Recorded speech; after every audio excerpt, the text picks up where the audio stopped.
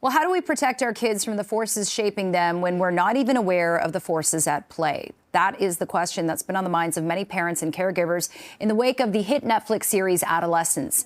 And today, on International Day of Pink, we're diving into the topic of bullying and also youth radicalization with Abhi Ahluwalia, founder and CEO of Unlearn. Abhi, thank you so much for joining us this morning. I think it's so important. We're both parents to children, to boys in that 12 to 17 category. And my kids speak a different language than me. They come home, they're like skibbity, toilet, sigma, gyat, whatever. I have to look up these words just to understand what they're saying. But this is a real issue.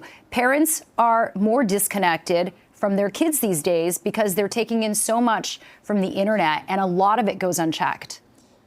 Good morning, Jennifer. Yeah. Without a doubt, you and I can definitely relate as parents. I thought I was the one experiencing. My partner and I are looking across the table going, what did they just say? Right. So they're, our children are being raised by complete strangers, right? Technology is so invasive. Back in the day when we grew up, there was one television. We were consuming media on a couch with our families. Now there's cell phones, there's tablets, they're going into their bedrooms, they're closing that door, and someone else is influencing our children and technically raising them. Yeah, it is a terrifying thing to think of. And, this show Adolescence was made in the UK and premiered there, and they've actually made it legislation to watch it in schools. But this is happening everywhere. I think it's safe to say Canada, the US, wherever. I mean, the way that the internet is universal and global.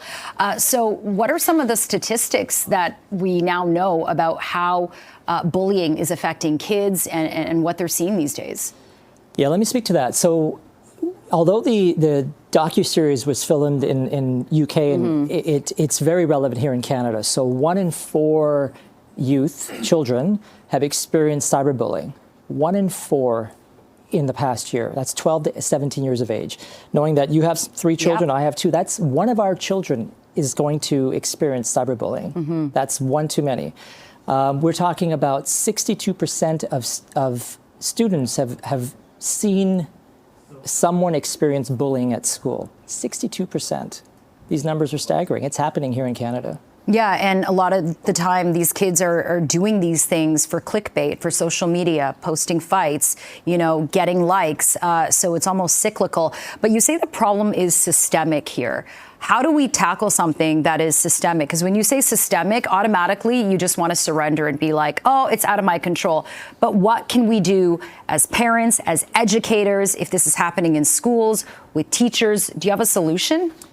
As educators, we work with a lot of educators. I think it's really important. Curriculum is really important, but when a child doesn't feel safe, cared for, and included, they're not going to achieve to their highest academic potential. We often talk about checking in with your students as administrators, as principals and vice principals, giving your team, your educators an opportunity to say, slow things down, check in with your students, build those relationships.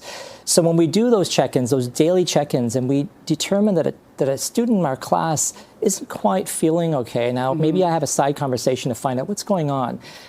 Creating those opportunities for caring adult, and not only in school but at home, and slowing things down at home. Like we're so busy as parents, preparing meals, laundry, all of those things that are going on. But can we take some time out to really connect with our children, whether it's the end of the evening, whether it's first thing in the morning, and reminding them, hey, look, I'm here. If you need to talk to me about anything, just know that you can talk to me. They're often afraid to do that and open up. And especially boys, which was the case in Adolescence. They don't talk to you or feel like they can't because it's not manly or whatever, so they turn to the internet where there's real silos in communities that kind of exacerbate certain messages which might not be true, the manosphere, whatever you call it. And you say that we need to talk about this because silence makes space for harm. Can you elaborate on that? Yes, we're talking about bullying and belonging. When a child doesn't feel like they have a sense of belonging when they go to school, they're going to look to other places to find that, whether that's online, through social media, through group chats, on video games that they play. And they're being influenced by others. So when you joked about some of the language that you're hearing, skibbity toilet, et cetera, right? I mean, they're picking up that information and they're repeating it. Yeah. So, how do we, as a parent, I'm starting to question, are we needing to limit the time that are on social media, monitor that more, and perhaps pay closer attention to what games are they playing, what apps are they on. It's really important. Mm-hmm. Yeah, I think we really need a check and balance here, because we can't just turn a blind eye and then, God forbid it gets to something dangerous and say, could I have done more? Which Absolutely. was that terrible, horrible ending scene in adolescence.